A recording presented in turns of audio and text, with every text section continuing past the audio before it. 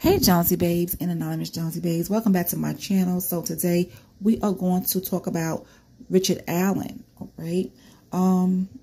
His calls were played out in court, so let's get started. Now, during a call on November 14th, 2022, Allen told his wife if the situation became too much, he'll talk to investigators and tell them what they wanted to know. His wife, Kathy, replied, "You need to just hang in there." "I'm sorry, baby," Allen responded. "It's just one more thing I effed up for you." He told her he loved her. In an April 2nd, 2023 call to his mother, Allen said he found Jesus and asked if she had gone to church that day. He also said he hadn't slept well and could fall asleep during the call. "I didn't accept God into my life until March 21st, 2023, he said. They both said "I love you" before the call ended. In an April 3rd, 2023 call, McLeland said Allen made incriminating comments. He then played the call. "I unalived Abby and Libby," Allen told his wife. "No, you didn't," Kathy, Allen responded. "I think I did," he said. "They are messing with your mind," his wife said. "I think I did. I don't know. I wish they would kill me and let me apologize to the families." Now, during a May 10, 2023 call, Allen told his wife he thought he was losing his mind. "I need to tell you something anyway," he told his wife. "I need you to know that I did this." "No, you didn't, dear," his wife responded. "There's no way." She also suggested her husband was not well. He talked to his wife later that day, May 10th. Another call was played in court. "I need to know if you still love me," Allen said. "Yes, dear," his wife answered. It sounded like she was crying during the call. "I may have to spend the rest of my life here," he said. "I just got to know that everybody is still going to love me." At another point, he says, "If I get the electric chair, will you be there for me?" Next came another confession. I did it, dear," he said.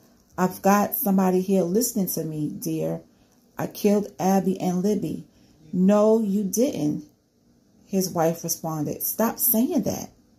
On June 5th, 2023, on the call with his wife, Allen again suggested he was losing his mind.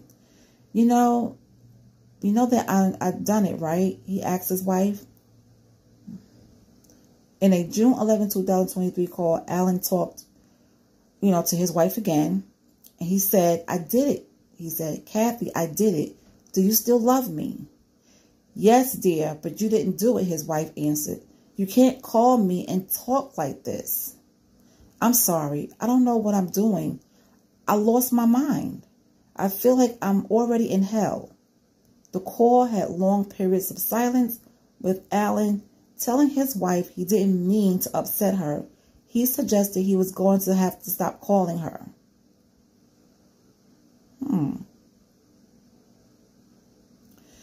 So what do you guys think about that? That's what I would like to know. What do you think about the conversation between him and his wife? Do you take this as a confession? Yes, I heard the words "I did it."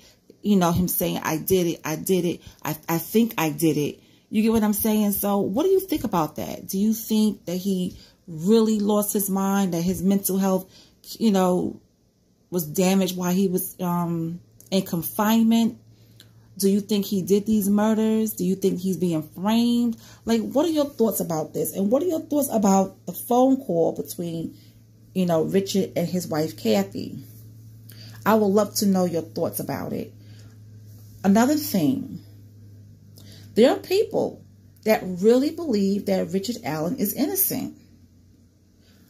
But here's where it gets a little flaky for me.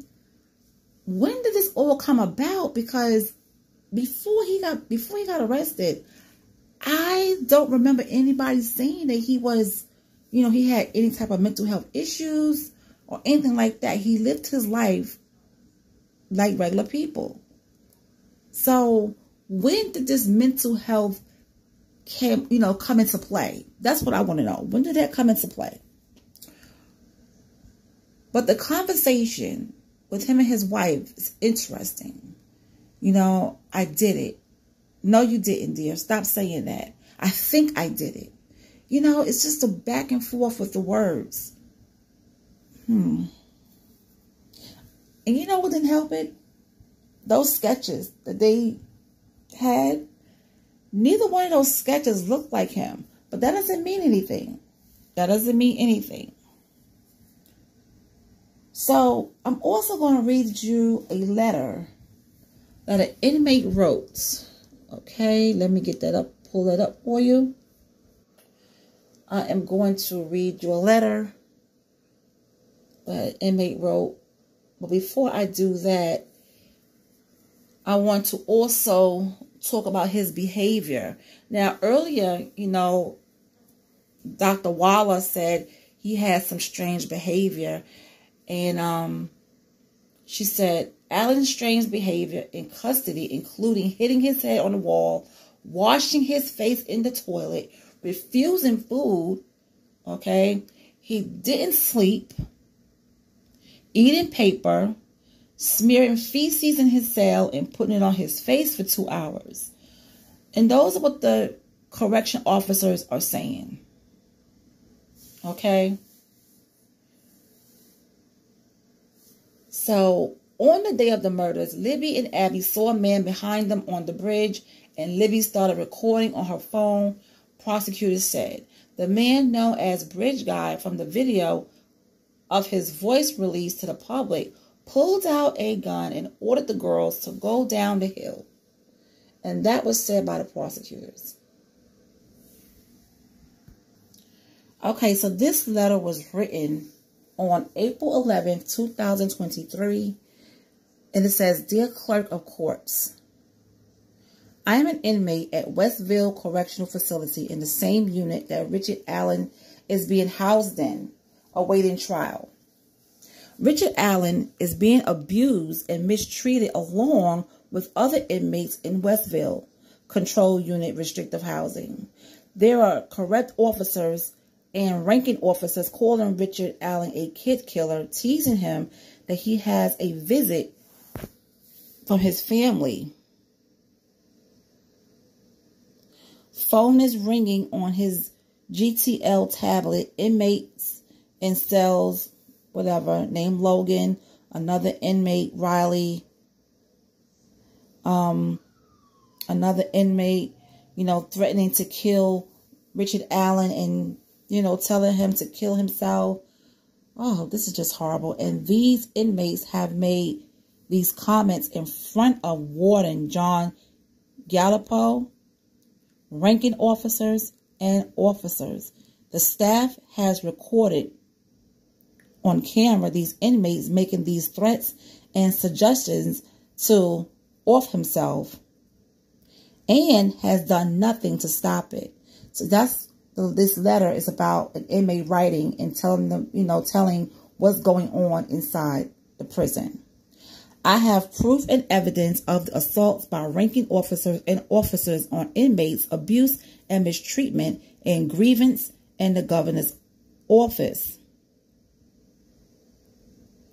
of Ombudsman Bureau that have been mishandled and covered up because the Indiana Department of Correction is allowed to police itself with their Office of Investigation and Intelligence.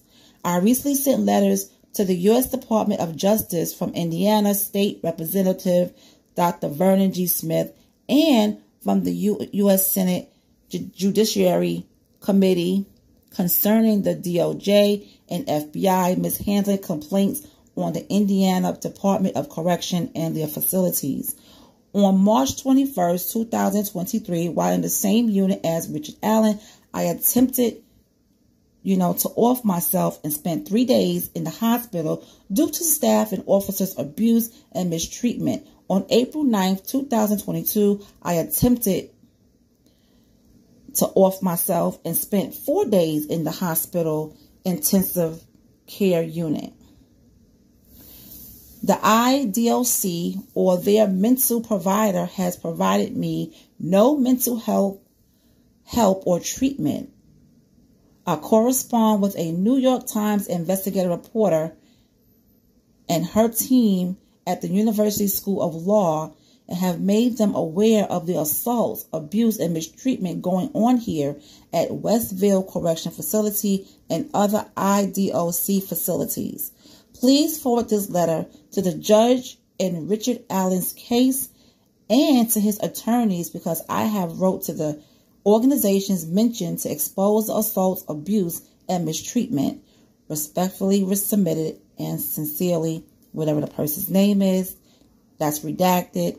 P.S. Richard Allen's attorneys just exposed the abuse and mistreatment in the news media and filed an emergency petition in the court.